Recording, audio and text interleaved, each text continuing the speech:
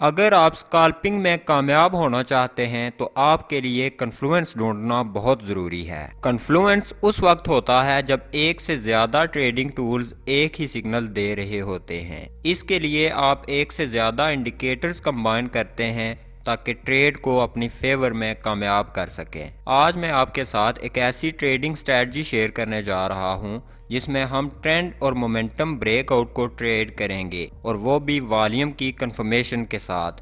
तो अगर आपने हमारे चैनल को सब्सक्राइब नहीं किया तो कर दें।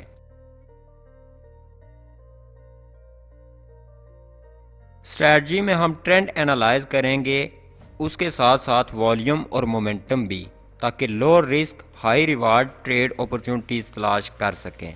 हम एक से ज़्यादा ट्रेडिंग टूल्स का इस्तेमाल करेंगे ताकि बाय और सेल सिग्नल की वैलिडिटी को चेक कर सकें। ट्रेंड जांचने के लिए हम हैकनाशी कैंडल्स इस्तेमाल करेंगे। प्राइस मोमेंटम एनालाइज करने के लिए हम RSI बार्स का इस्तेमाल करेंगे, और एंट्री कंफर्म करने के लिए हम वॉल्यूम स्प्रेड एनालिसिस इंडिकेटर इस्तेमाल करेंगे।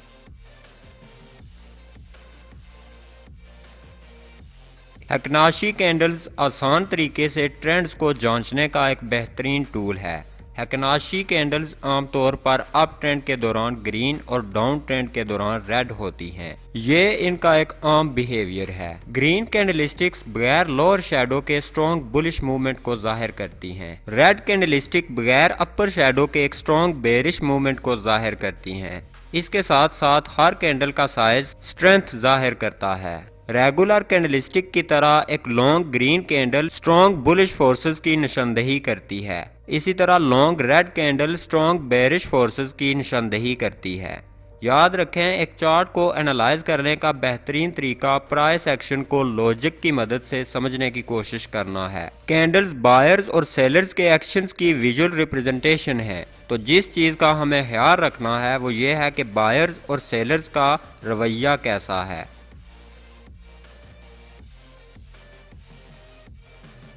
RSI कैंडल्स प्राइस बार पर अपना कलर तब्दील कर देती है जब RSI एक सर्टेन वैल्यू से ऊपर या नीचे हो जाता है। हम RSI कैंडल्स को एक मोमेंटम इंडिकेटर के तौर पर इस्तेमाल करेंगे। हमारा मकसद किसी भी मूव के पीछे की एनर्जी को आइडेंटिफाई करना है। आपने दोनों इनपुट्स को 50 पर रख लेना है और लेंथ को भी 50 पर सेट करना है। प्राइस बार के कलर्स उस वक्त तब्दील हो जाते हैं जब RSI 50 से ऊपर या नीचे क्रॉस करता है।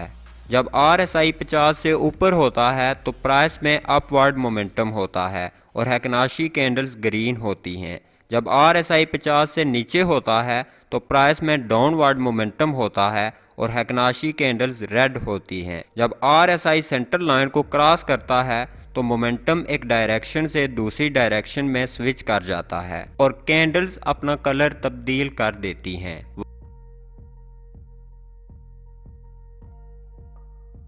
वॉल्यूम कंफर्मेशन के लिए हम ये इंडिकेटर इस्तेमाल करेंगे जिसको वॉल्यूम स्प्रेड फॉर VSA कहते हैं। ये बार्स के दरमियान वॉल्यूम की तब्दीली को दिखाता है। इस इंडिकेटर को इस्तेमाल करते हुए वॉल्यूम रीड करना काफ़ी आसान है। रेड का मतलब है अल्ट्रा हाई वॉल्यूम, येलो मतलब high volume, green average volume और ब्लू का मतलब है लो वॉल्यूम। ये ट्रेडिंग व्यू पर VSA का बेहतरीन इंडिकेटर है। वॉल्यूम आमतौर पर एक लीडिंग इंडिकेटर है। जब वॉल्यूम हाई होता है तो प्राइस फ्यूचर में सेम डायरेक्शन में कंटिन्यू रहती है। इस स्ट्रेटजी में वॉल्यूम मूव की स्ट्रेंथ की कंफर्मेशन करेगा या फिर वीकनेस दिखाएगा। मिसाल के तौर पर अगर प्राइस ऊपर बढ़ रही है और वॉल्यूम भी बढ़ रहा है तो ये दिखाता है कि हमारे पास स्ट्रॉन्ग मूव है जिसको बायर सपोर्ट कर रहे हैं। जब आप डे ट्रेडिंग या फिर स्कैल्पिंग कर रहे होते हैं तो प्रोसेस काफ़ी मुश्किल होता है, क्योंकि हर रोज़ बहुत सी अपॉर्चुनिटीज़ नज़र आती हैं और ये डिसाइड करना मुश्किल हो जाता है कि कौन सी बेहतर है, मतलब कौन सा सेटअप ट्रेड करने के लिए बेहतर है और कब एंट्री लेनी चाहिए। यहाँ तक कि ट्रेंड अपवर्ड हो, मोमेंटम बुलिश हो और वॉल्यूम भी बढ़ रहा हो, तब भी आप बहुत से फॉल्स सिग्नल का शिकार हो सकते हैं।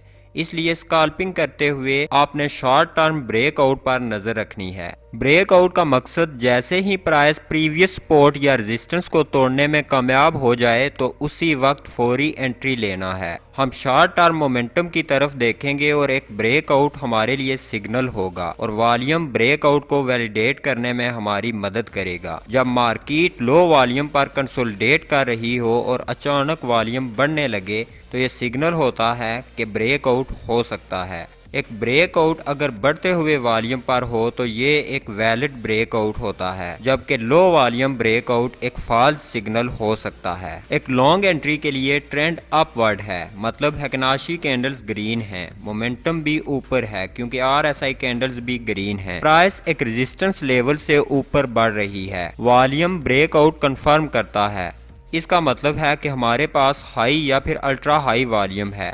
फैक्टर्स का ये कन्फ्लुएंस इंडिकेट कर रहा है कि प्राइस मूव कंटिन्यू रहने वाला है। शॉर्ट एंट्री के लिए ट्रेंड डाउनवर्ड है, मतलब हैकनाशी कैंडल्स रेड हैं, मोमेंटम भी कम है, आरएसआई कैंडल भी रेड है। प्राइस एक्सपोर्ट लेवल से नीचे मूव कर रही है और वॉल्यूम ब्रेकआउट को कंफर्म कर रहा है, मतलब हमारे पास हाई या फिर अल्ट्रा हाई वॉल्यूम है। ये हमारे पास एक चार्ट है जिसमें अप ट्रेंड के बाद प्राइस ने डायरेक्शन तब्दील की और साइडवेज मूव करना शुरू कर दिया, एक कंसोलिडेशन एरिया बनाना शुरू कर दिया, जबकि कुछ स्विंग लोज बन चुके हैं। कैंडल्स की लोअर विक्स के आसपास एरिया को ऑब्जर्व करें जिसने सपोर्ट एरिया बना दिया है। तो इस तरह जब ब्रेकआउट्स को ट्रेड करें तो उस कैंडल की तरफ देखें जो इस सपोर्ट लेवल को तोड़कर नीचे क्लोज हो। इस ब्रेकआउट स्ट्रक्चर के साथ हम एक डाउन मूव की तवक्को रख सकते हैं। ट्रेड की कंडीशंस को रेड हैकनाशी कैंडल्स ने कंफर्म कर दिया, मोमेंटम भी कम है क्योंकि आरएसआई कैंडल्स रेड हैं। ब्रेकआउट के वक्त पर हम वॉल्यूम को बढ़ता हुआ देख सकते हैं जो कि हमारी तीसरी कंडीशन है। तो इस तरह ट्रेंड, मोमेंटम और वॉल्यूम एक ही चीज इंडिकेट कर रहे हैं। ये एक कन्फ्लुएंस की पावर है। मार्केट की डायरेक्शन गैस नहीं करनी या फिर आपने रैंडम एंट्री नहीं लेनी, बल्कि आपने मार्केट को टाइम करना है कि कब एक से ज्यादा इंडिकेटर्स मार्केट में स्ट्रेंथ या वीकनेस दिखा रहे हैं। कुछ इस तरह से आपने स्टॉप लॉस एडजस्ट करना है। ब्रेकआउट कैंडल को देखना है जो कि वाकया ही कंफर्म कर रही हो कि लेवल ब्रेक हो चुका है। अगर वॉल्यूम हाई या फिर अल्ट्रा हाई है तो आपने उस खास कैंडल के ऊपर अपना स्टॉप लॉस रखना है और टेक प्रॉफिट रिस्क के हिसाब से डबल कर लेना है। अगर आपने कुछ नया सीखा तो वीडियो को लाइक कर दें और चैनल को सब्सक्राइब कर दें। नेक्स्ट टाइम तक खुदा हाफिज।